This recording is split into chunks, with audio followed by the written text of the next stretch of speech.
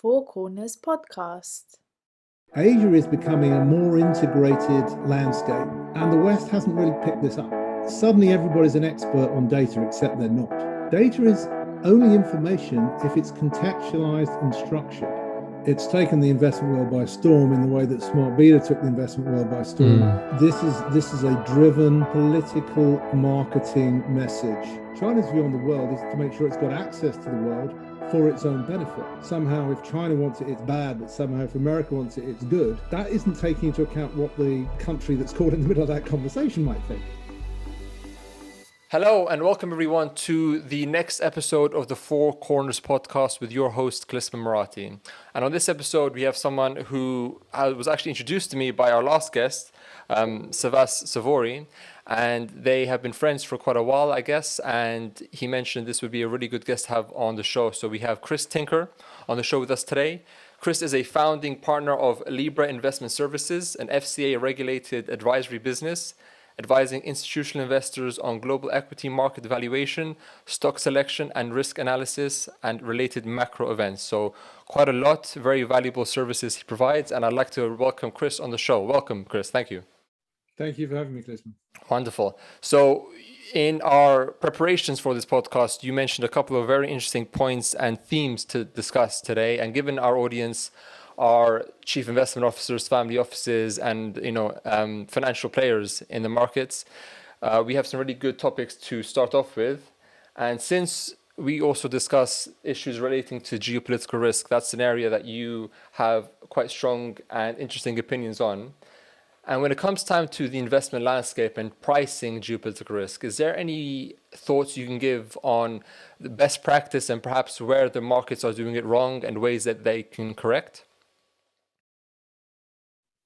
I think the idea of there being a best practice environment is an interesting start point, but it suggests that there is an accepted process that has been operating in the past, which we should continue to operate in the future. And I think one of the big messages actually about current investment conditions is that things are changing often dramatically, and that it's almost the wrong way to approach it to say this is how we should be doing it. Because actually we should be looking at the new information flows we're receiving. We should be looking at the new investment opportunities against a backdrop where we've got levels of information disclosure that we simply haven't had historically. We've got speed of communication of news and events that is changing the way people are responding to anything happening anywhere in the world in a way that even 10 years ago you didn't. If you think back to the nuclear plant in 2011 in Fukushima, the potential market crisis that evolved from that was something where an event on the other side of the world was seen to have economic and market repercussions that we really hadn't had an event to judge that by. So people going, well, Three Island, how do we think about this? Do we think that there is a global consequence of this? And ironically, after that, Germany scrapped its nuclear plans and had a much more significant impact on policy than perhaps we'd even realized. It really kicked off an awful lot more than you thought. So we're now going into the world of alternative energy against the backdrop of mechanization and mobilization of manufacturing in Asia, which is taking those directions in the opposite direction. So when you're talking about geopolitical risk, what you're really beginning to understand is that even though you talk from the center and the UN puts out its climate change goals and everybody talks about Paris Accords and all the rest of it, China and India, and to a lesser extent Germany, major manufacturing industrial bases are still using high levels of carbon-based energy in a way that is seemingly disregarding that. So to pretend that that's a risk that you have to worry about would be to presume that the market is going to follow the best practice of the UN's guiding tenets, if you like, of policy, and that you should invest on that basis. When in reality, the best practice is not to think that there is a way of engaging with geopolitical risk in China, but to say risks in China are about understanding risks in China. They're not about some best practice concept of how we should engage as investors with China. It's about understanding China first and foremost, or indeed understanding what's going on in the US, because the US economic situation is vastly different than we might have thought it was going to be 3 or 4 years ago.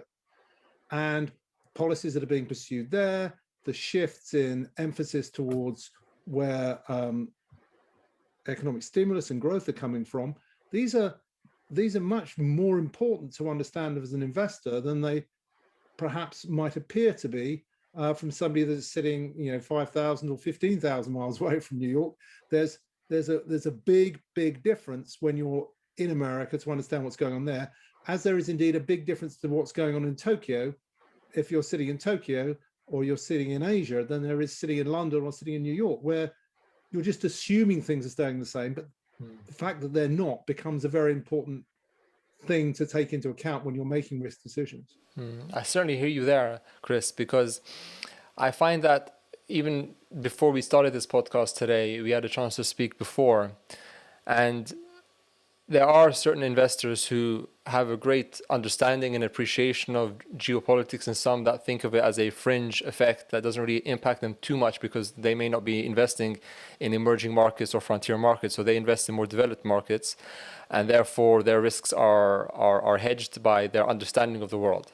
And given that you can't speak about geopolitical risk without speaking about China, it's sort of the 7 degrees of separation. Eventually, you'll get to how China influences your investment decision.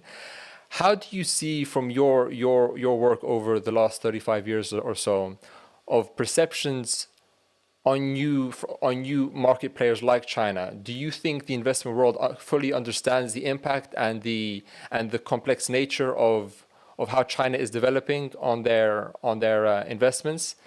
Or do you think there's a lack of understanding because maybe it's over there somewhere, and if it doesn't impact us here directly, then we shouldn't really be thinking about it that deeply? Well, it's interesting because I first went to China in the mid-90s, a lot later than perhaps ideally I would have liked to have done. I was studying economic history of China back in the mid-80s, so a decade on before I actually managed to spend any time in China. And when I came back from China, it was a classic story. I sat down with a mainland Chinese colleague of mine, and he had one of those wise heads on young shoulders, and he said to me, so what do you think about China? And so, just from an anecdotal point of view, I just started talking about what had surprised me, what had engaged me, what I thought was going on, based on my albeit historic understanding of development and so on. And so he interrupted me and said, so presumably you just want to write a book about it now, do you? I said, there's so much you could say. And he said, okay, that's interesting. And he asked me the same question after I'd been to China a few times. And he said, have you got to the postcard yet? And I kind of looked at him and he said, well, the first time you think you can write a book, the next time you think you can write a paper, the third time you think you can write a postcard, because the more you know, the more you appreciate you don't know, the more humble you become about the knowledge that you need to make the decision. And what that means is you listen to people, you make judgments as best you can, but you don't try and assert your own view on what should be happening. And it's true that the further away you are from China, the more certain you seem to be about what's going on as far as journalists or commentators are concerned. I don't pretend to know anything like as much as I did when I was living in Hong Kong, when I was very close to China, about what's going on there. But I monitor it from a broader perspective, recognizing that you need to do your research. You don't just take one perceived opinion. You don't display a degree of certainty and conviction about what China is doing in any particular area. What you do is you look at what information you can gain to make the best decision you can, with information about China being part of that process. I think if you really want to be heavily engaged and invested in China, it's very difficult to do that remotely. You have to have a much bigger network locally. You need to be engaged with the sense of what's going on day to day, as indeed you do in a lot of investment environments. So, the further away we are from an event, the more respect we have to have for the fact that we may not know everything we need to know. And so therefore we have to be careful about just sweeping assumptions that this is what they did last time, or this is what they're now doing again, or this is what this investment group thinks happening, so therefore that's how I'm going to react. Look at Yeah. what people who are putting money to work do is always a good guide. And when you look at where the money flows have been going, China's view on the world is not one of wanting to conquer the world like some imperial empire. China's view on the world is to make sure it's got access to the world for its own benefit. But that's actually no different from the view of any other large country. like the US, for example, like Britain, the British Empire. We come out of Brexit with a view that says we have to establish our links with the rest of the world. Well, of course, we have to establish our links with the rest of the world. But the mindset we're approaching for is to say, so that we can benefit. Now, China's view is we want to establish our links with the rest of the world so that we can benefit. And if you're on the end of that conversation, you say, okay, well, how do we benefit? How does Africa benefit from Chinese investment? How does Africa benefit from US investment? These are the same question for the policymakers. Yet somehow, if you pivot it to say, because China and America both want to have power and influence in a part of the world, that somehow if China wants it, it's bad, but somehow if America wants it, it's good. That isn't taking into account what the country that's caught in the middle of that conversation might think. And so to the extent where you want to understand what China's doing and why, think about the Trump administration's approach to China and limitations of control over dialogue initially, the whole Chinese Communist Party mantra that's going on from that administration, and has a different spin on it and a different twist to it under the Biden administration. But nevertheless, China is a competitor in so many areas. And one of the big things, whether it's about 5G and technology or whether it's about military grade exports, one of the big things that America is concerned about is competition in cutting edge technology from China. That's what a competitor should be aware of. But to pretend that China is somehow cheating in this area or is somehow operating illegally isn't really representing anything other than that wish to do down your competitor. It doesn't really reflect the economic benefit to a third party, for example, doing business with China as opposed to third party doing business with America. And we have to remember that the narrative that comes out of US policymaking regarding China may have a very different complexion on it from a political establishment in another part of the world. Australia's relationship to China is very different to America's, yet Australia is being pressured to adopt the same policy approach to China as America does because of its relations with America. People kind of getting stuck between China and America are finding it very difficult to have to go one way or another. And in reality, I think China's operations in the Pacific and America's operations in the Pacific will continue to have these tensions. But as investors, I'm not seeing this leading to an escalation of anything other than rhetoric at this stage. But that's definitely a geopolitical risk that investors will continue to have on the radar screen. Yeah. I'm so glad you brought up the point of, the more you know, the more you don't know. And with your colleague mentioning in the first visit to China, you said you could have written a book and then maybe an article and then maybe a postcard. And then maybe it would just be a thought in your mind or a tweet, because the more you know or the more you learn, the more you discover how much more you need to learn to make an assessment of what the situation is, because everyone has their own bias in any situation and they see it through their own lens, which brings up some false assumptions of a place, especially in the early days. Saying that, do you think there are any major false assumptions that, and also when you say investor, there are different kinds of investors, of course. You can't paint an investor with one brush. It depends on sort of the kind of investment that they're putting into it. It depends on what part of the world they're coming from. It depends on their history of working in a place and the way that they think about the long-term aspects of their investment. But are there any major false assumptions that you hear in your circles about not only of China, but the progression and the change of the Asian markets as time has passed, that you think you'd want to set straight or you want to clarify from your own point of view on how you see it? I think the relationship when I in the 90s, when I was working in a lot more in and out of the region, and I was in Asia in '98 during the Asian credit crisis. Being a credit analyst in Asia in 1998 was a very interesting experience, I can tell you. However, we had the entire sort of emerging market, developed market split for investment decision making was around the idea that there was an integrating supply chain coming from Asia, integrating into a global economy. Bear in mind that China wasn't even in the WTO until the beginning of the 21st century.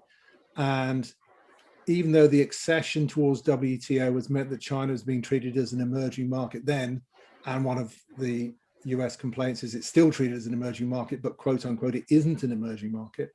There is still an investor perception that China and North Asia in general are contingent plug-ins into a global environment supply chain.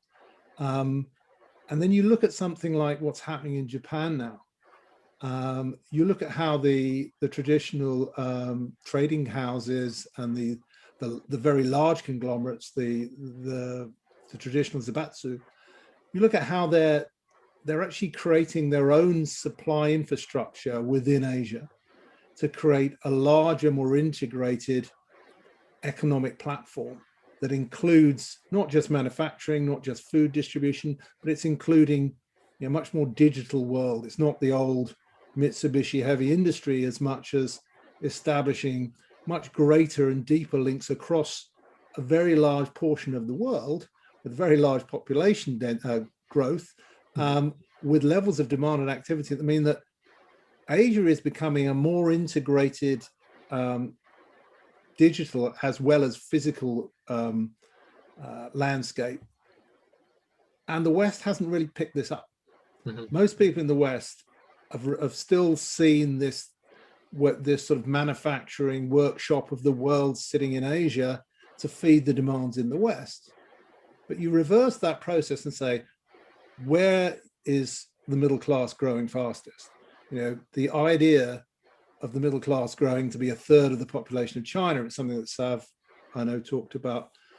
When I was looking at India, the story of India is the market of tomorrow and always will be, because they just don't seem to quite get their act together. But the demand patterns that are there, the idea of this emerging Indian middle class, it's fine until you realize the definition of the Indian middle class back in the 90s was your middle class if you have a refrigerator in your house. There's a relative shift, in other words. Yeah. But now the middle class in India, or the wealthy urban community in India, in China, in large parts of Southeast Asia, are as wealthy as their counterparts in the West, if not more so. To the extent that they're growing incomes quickly, their demands and interests for 5G technology or for services or infrastructure or spending, the growth in robo-advisor financial business in the Indian subcontinent is massive, huge by comparison to anything that we've anticipated. So these domestically generated demand patterns and markets are available. You need to make sure if you're investing in them, you're recognizing they themselves have growth dynamics that are different from the old visualization of a plug into a third-party demand, and we wanted to buy into the businesses that were benefiting from growth in the Western economies. And I think that failure of investment infrastructure to really pick up and to still actually have this emerging market category, as if somehow the frontier markets where you still have major concerns about corporate governance and liquidity, central bank policy, capital market risk, as well as corporation exposure and political risk, all of those traditional EM worries. It's quite hard just to say, well, I'm going to treat frontier markets and emerging markets as a collective basket versus the rest, when we're really beginning to move into a world where actually the greater integration. I think one of the big stories that perhaps people aren't particularly picking up on is this greater integration that Japan and China have as they're moving from this sort of manufacturing to services, from physical to digital world. These large institutions that operate in Japan and in the United States, and in China, the link ups and the deals that are taking place with the likes of of Tencent, and the large Sobu trading houses in Japan. This is the region that Itochu and Mitsubishi and these kind of companies are being invested in now by Warren Buffett, for example. Mm-hmm. He is recognizing that the skill set, the experience, the understanding of these trading operations in Japan, being able to access this market I've just been describing, is probably significantly greater than anybody in the West appreciates in terms of its potential generation of what we ultimately all invest in, which is cash flow. Yeah. You've got demand, you've got integration, infrastructure, you've got an awful lot going on here. And that really then becomes a very important message to take away. Yeah. There's a lot to unpack there, especially as the world changes and it develops. We see, as you mentioned, a growing middle class in places where the middle class was non-existent even maybe 20 years ago, and it's compounding. And they're going to be asked for the same products and services as the West does.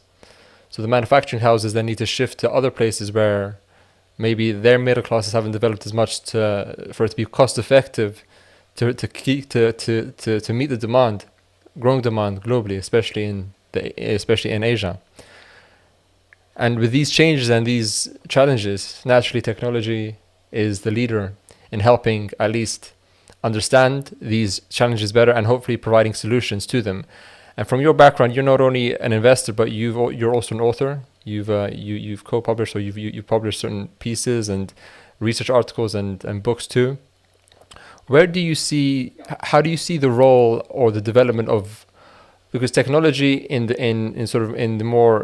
real economy, if you want to call it, help combat structural changes that need to happen. But in the investment world, you have macro technologies and ways to understand these developments, which are also very necessary.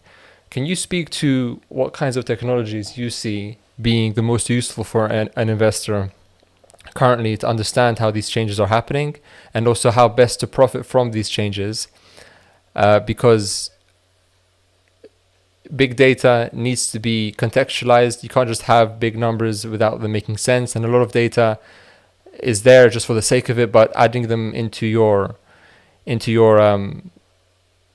sort of risk profile or understanding how you want to behave isn't always necessary. So what would you do, or how would you tackle this topic of technology? It's an increasingly important issue when the noise and the narrative from the markets is dominated by big data, alternative data, this suggestion that data is the new oil and that somehow it's the valuable commodity that everybody wants. 5 years ago, there was a lot of data that people were picking up and were using, because they would go along to a company and say, can I see data on, what was called exhaust data? It's sort of coming out of your process, and I can get some insight on that with that data. And that data was made basically available for free. But now suddenly people are saying, I monetize data, and you have data science teams in every large corporation who are analyzing every bit of their internal data. And one of the problems is when you analyze all the data coming inside your internal business, you realize that a lot of it doesn't talk to each other for a good reason, because there's data that comes from one business that's been put together in one way versus data coming from another business that's been put together in a completely different way. You try and smash these two things together, and all you get is noise and confusion. You don't get any insight or elevation. Being somebody who works with data all the time, one of the reasons that when I set up my valuation business, what I was doing was I'd been working with analysts who had different ways of valuing companies. So the technology analyst in Taipei had a completely different way of analyzing a company than the property analyst in the Philippines. Fine. The guy in Paris who's analyzing Saint-Gobain has a different means of analyzing industrial companies than the guy in New York. Fine. However, if I'm having to make a decision that says, therefore, I want to invest in company X in the US and company Y in Asia and company Z in Europe, well, how am I going to achieve that if people have different approaches to valuation, have different information approaches? Well, I set out to create a standardized approach to valuing businesses and companies, which is what I now operate. But it's the same as big data within an organization, let alone across organizations. Unless you have a sense of what that data can and should be telling you, what are you going to do with it? How are you going to normalize the understanding of what happens when data changes? So you have to build models that use the data, that understand the data to start with. And the famous thing about modeling, and I think we've all sat through a year of watching people come up with computer models and epidemiology studies, and you're thinking, what am I witnessing here? Why are they looking at this rather than that? Suddenly everybody's an expert on data, except they're not. The people who work with data, know from a statistician's point of view. There's the famous British statistician George Box was famous for saying, or being quoted for the aphorism of saying, all models are wrong, but sometimes they're useful. Well, actually, what he said, what he was expressing was the idea is, we know that a model can't be perfect and can't represent the world, but if it illuminates and guides us to understand something better, it's worth having. That's really what modeling should be about. And that's what you do with data. You use data to model potential outcomes. And if you don't recognize that in a world of interconnected data, that what you're modeling is a dynamic information set in a dynamic system environment, you're not replicating the real world that you want to create information about. Data is only information if it's contextualized and structured. Raw data is only worth its value that it perceived to be if it's plugging into a model that's being useful in illuminating your investment decision process. These are not situations that you turn around and say, oh, I've now got data, I can make a decision. Yeah. It's like, I've now got data, I can now be a more effective analyst of my investment decision because I've now got more insight, more visibility, more frequency of data. And so a lot of what I work with is time series data. I create time series data from which I can then use signal analytics and signal processing techniques to understand distributions of risk and return. Because everything that you invest in has a potential return, otherwise you wouldn't invest in it. And that's another topic. But if you've got something with a potential investment return, you also need to be able to measure or evaluate what's my risk that I don't get that return. What's my risk I end up with a loss? And, so what's my best worst case scenario? And I need to use information to create an idea around that. And I need to model that. So that's why I want data. I want data that gets me further down the line of understanding what's my opportunity cost of not investing in product A versus investing in product B. And this really works. It's very important for equities, because in the world of equities, there's no anchor, there's no redemption yield. I'm not going to get a redeem at par at the end of a bond. I've got a yield to maturity mindset. If I'm out of line with that yield to maturity, I can trade it, but basically this thing is going to redeem at par. I know that end point. I don't know that end point with equities. So equity investment in particular requires you to be anticipating your future risk reward. That's where data should be helping. And the challenge I think most investment processes have is they're not using enough forward-looking data to make that judgment. Most investment processes have historically used realized returns data past actual data, which they're saying, assuming it does in the future what it did in the past, these are my risks and rewards. But of course, we're not in that world anymore. Of course not. Because we're in the world of change that we've been talking about on the call so far. There's change in potential outcomes that you can't look at 10 years or 20 years or 30 years of historic patterns of investment returns in markets that weren't open 20 years ago. Yeah. You can't use very long run data sets and say, we're going to predict it's going to be like this in the future in an emerging market environment, for example. So people say, oh, I can't invest in emerging markets because they're too risky, because I can't model it. Yeah. Well, you can model it, but you have to do it in a different way. Yeah. And that's the change that we're now seeing, and why using information intelligently is going to be the key to investment returns in the future. And it's simply not good enough to say this is what happened in the past. Yeah.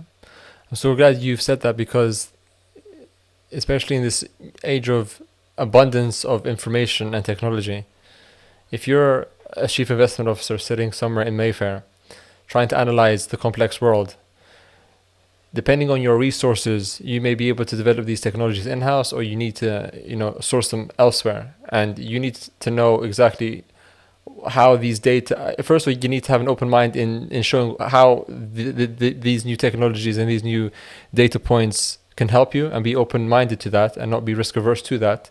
And also, when you do adopt them, you need to really jump in and understand them fully, as opposed to just having them there as a place to reference your main ideology of how the world works, using this data to back up your thesis. It needs to be integrated into your thought process holistically.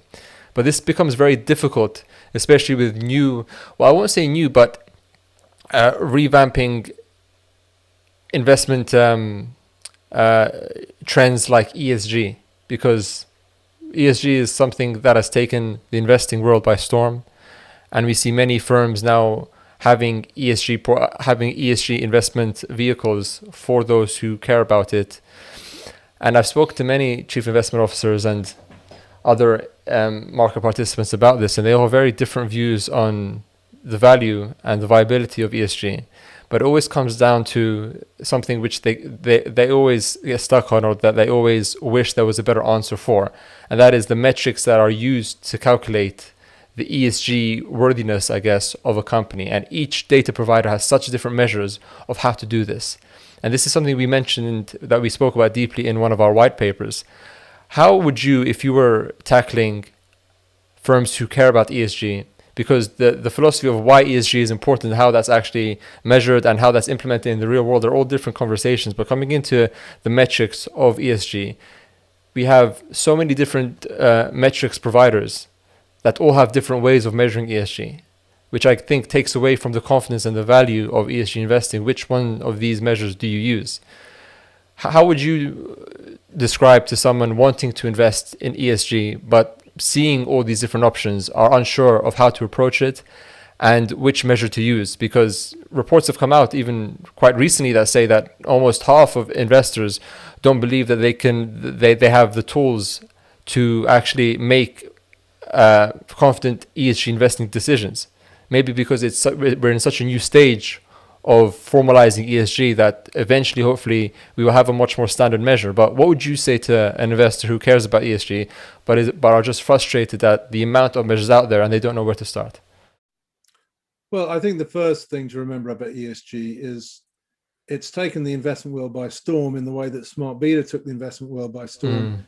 This is a driven political marketing message that captures people's imagination in an area where the financial institutions traditionally operate, which is, how do I separate the client from his money to my benefit and present it as being to his benefit? Now, historically, the fund manager gave you the returns and you didn't bother looking too much at what the fee he was charging was, because, that was the process. ESG is occurring as a theme at a time when it's never been easier to access investment opportunities. What I mean by that is, you can go onto your smartphone, you can go onto your computer tablet, you can go onto a phone line, and literally within 10 minutes, you can set up an ISA, or you can set up an investment vehicle through which you then say, and I'd now like to invest in this way. Yeah. The average investor doesn't know when to buy a stock. On the retail side, the average investor doesn't know when to buy a stock, and certainly doesn't know when to sell a stock unless somebody tells them. Most people take the guidance. They might read it online, they might read it on on a Wall Street Bets account. They might, who knows where they're going to get their decision-making information. But the idea of ESG is actually, it's about saying, I want to select from a group of stocks that meet certain criteria, however ethical you want to categorize that.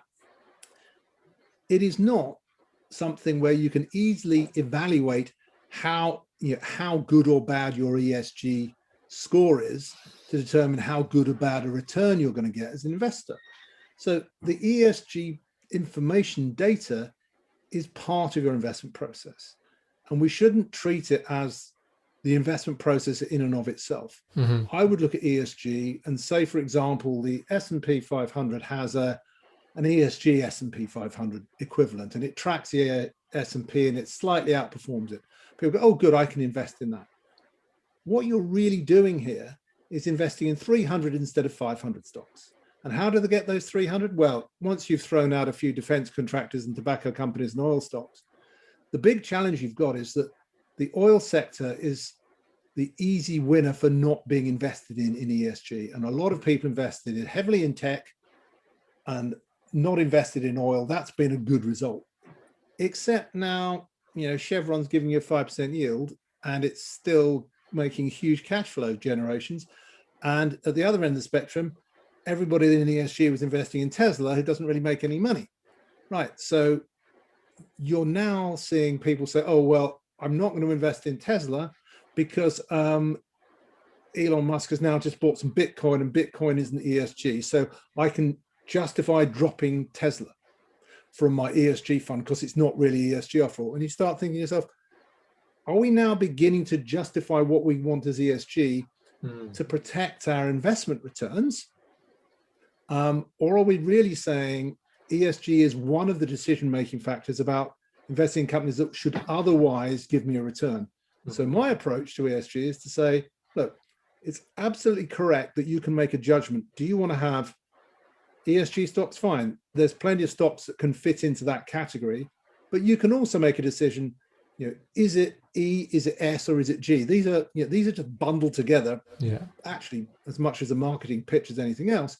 But by bundling those signals together, there's very little evidence that you can evaluate and then determine that these give a better investment return over and above the fact that they're all stocks everybody's buying.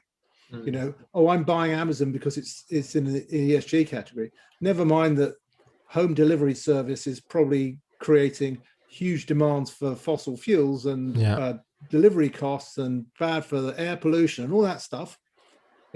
What's your ESG criterion really about?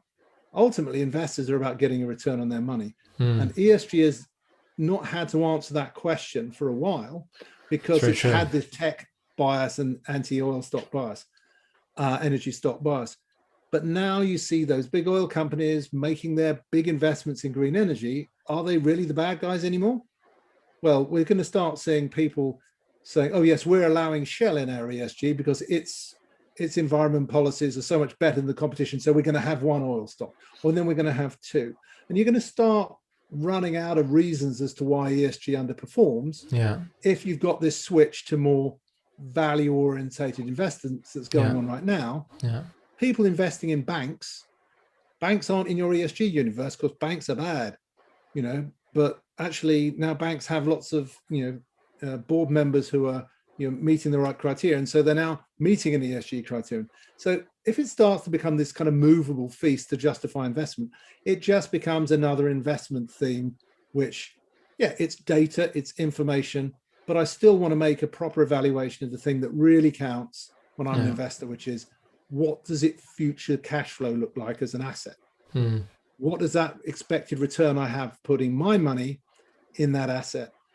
And this is becoming, full circle back to how you invest in any asset class globally, is I have to take a judgment on what I'm expecting to get as a return and what risk I'm taking in making that decision. Now, if I make a decision to invest in something that suddenly everybody's going to sell because they've decided it's not ethical or not acceptable, and there's big liquidity outflows, well, that should be part of my investment decision in the first place. What's my risk?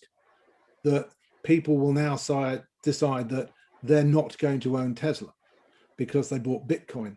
Mm. Would you have thought that announcement by Elon Musk that he's buying Bitcoin, would that have precipitated the sell-off? Well, it didn't, but you sure as you like, somebody will do an analysis of the data set and say, oh, look, the very day that he announced that was the top in Tesla, therefore it's an ESG story, and therefore there's a correlation. Yeah. Well, no, there's a whole bunch of reasons, not least which the ARK fund, having such a huge exposure and having gone from 4 billion to 40 billion in a very short period of time and being forced to buy Tesla, some of the unwinding that comes associated with those liquidity situations can also be correlated. And so your data point and this ESG point come together and say, at the end of the day, every investment decision comes down to understanding the information that the market has about a company or about an asset, and recognize that the market's putting a price on that information, putting a valuation on that information today. And if the information changes, it's quite likely that the price will change. Our job as advisors and analysts and observers is to work out how significant or otherwise that information is, Mm-hmm. to work out what that then means for the price of that information change impacting on that asset. And the one thing that I really focus on, as sort of almost the USP for what I do, is to look at the idea of why share prices in equities, why are share prices moving? And momentum is not, price momentum is not just about it's going up because it's gone up. Yeah. It's going up because the market's got a different view than it had the previous day about what that trade-off between price and information is. Mm-hmm. And if that information is changing, the price will continue to change. And you move from one equilibrium of price versus value to another equilibrium of price versus value. And during that period of time, share prices trend.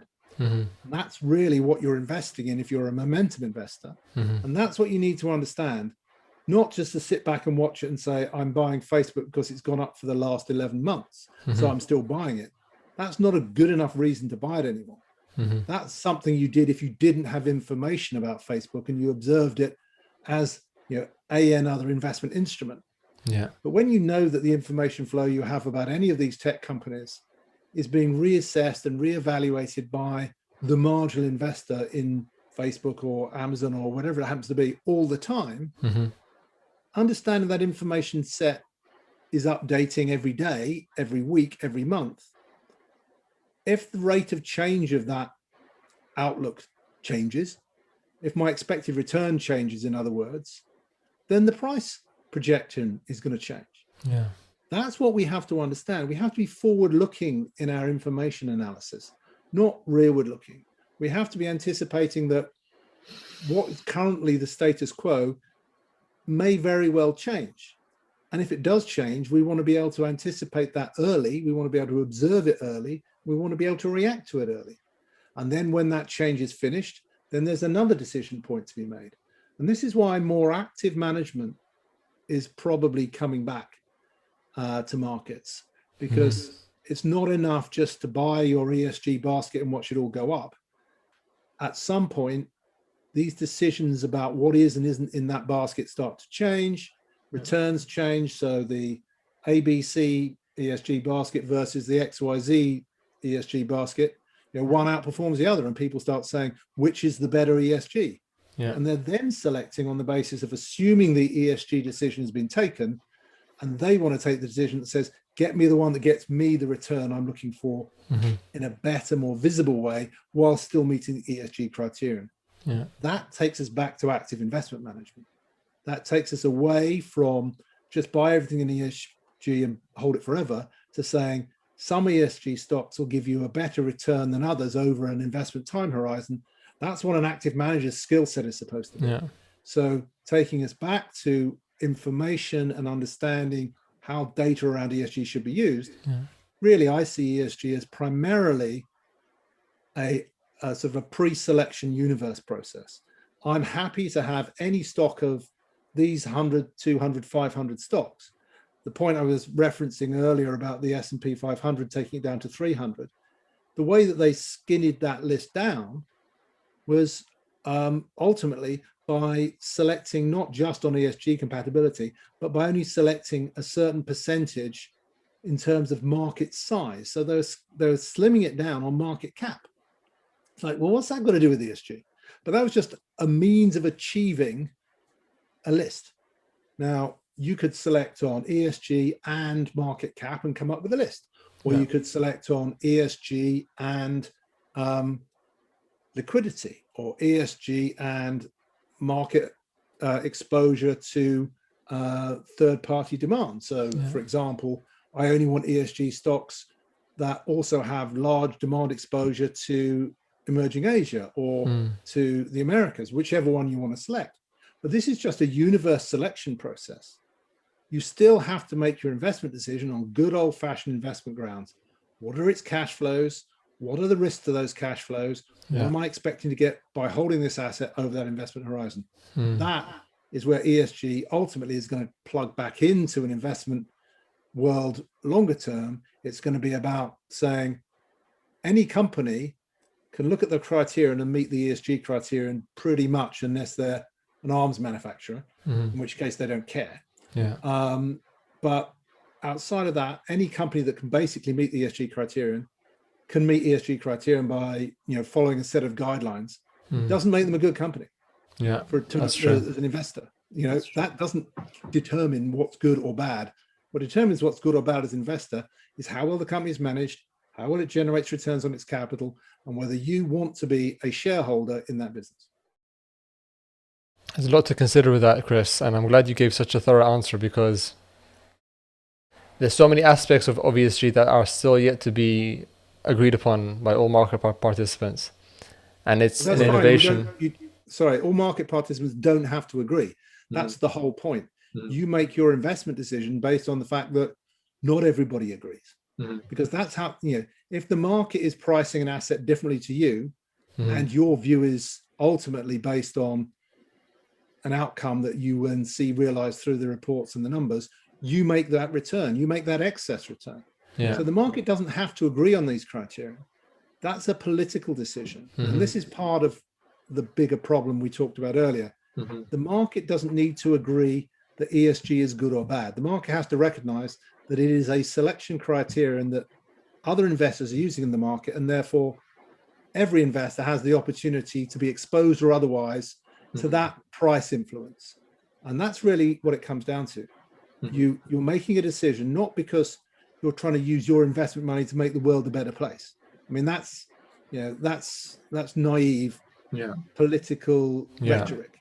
The truth is, the world is a better place because people are more responsible for the world that they're living in, and as a consequence, those people will tend to do better because of it. But you can still have people with all the ethical principles in the world who make a complete mess of an investment business. You say that again. Make a complete mess of a corporation because they're so driven to prove one set of criteria, and they lose sight of actually what the business is about in the first place. And this is why the price setting mechanism of the capital market needs to be respected, because at the end of the day, you do get fraud. Of course you do. And you will get fraud in reporting associated with ESG. You're going to get emerging market and frontier market companies that appear to meet all the ESG criterion, and in the background, there's fraud going on, or there's corruption going on, or there's payoffs going on, or everything under the sun. Yeah. That's really interesting. And to wrap it up now, Chris, what would you leave as a final thought in this podcast? Something that you think, if an investor listening to this would take away, what would be your main message for investors coming into 2021? We're sort of at the end of the first quarter almost now, and COVID is still in the air. It seems to be by different market participants valuations that we are, there's a big bubble in the market. Prices don't reflect fundamental value, and we have the rise of retail investors using all kinds of different applications to be market participants in their own way, and we've seen the repercussions of this in the past with GameStop. With all of these things happening, what would be a couple of things that you would encourage an investor to keep in mind or to focus on as 2021 continues to progress? Well, you've wrapped up a lot of things in that question. And I think it's always about keeping sight of what you're trying to achieve. When you talk about markets being overvalued, when you talk about stocks separating fundamentals, why do you think that? Why does one think that things are too expensive? Mainly people say things are too expensive because they don't own it and it's going up. They're the people that will tell you loudest how terribly overvalued and how much of a bubble it is. People who are in it don't tell you that. So the louder the message is that people are telling you that, the more likely it is that it's not going to end. And the one thing to remember here is we've seen a shift with COVID whereby policy making in the West has fundamentally gone from being driven through monetary control to now being driven through fiscal drivers. This isn't going to go away. Everybody out there in the macro world is saying, yes, inflation is coming. Yes, inflation is coming. But inflation is coming because that liquidity is being put into the system via fiscal drivers, not via monetary drivers. It also means, by the way, that monetary control is not going to be used to stop that inflation. So the idea that the long end of the bond curve is backing up, which suddenly is driving all these models that are saying, oh, look, bond yields are now going up, which means that equities now have to be discounted at a higher rate because the long bond's gone back up. So therefore equities are expensive and you have to sell growth stocks. It's like, well, you're buying value stocks because your model says that there's going to be a monetary response and that discount rate the market should apply has to be higher than it was. Well, your model is now telling you something that the economics isn't telling you. The model is telling you that if you've got $1,400 stimulus checks being pushed back into the system in the United States, if you've got interest rates at zero at the short end in the United States, this is supposed to be a good environment to be buying financial stocks? Or do you think that money is going to be spent on growth stocks?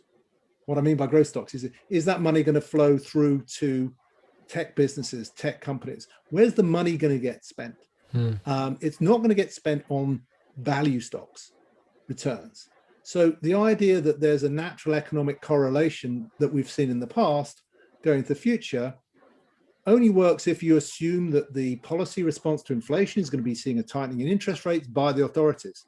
Only that the interest rates are going to be pulling back the money supply through monetary means. Well, not if the fiscal authorities are stimulating.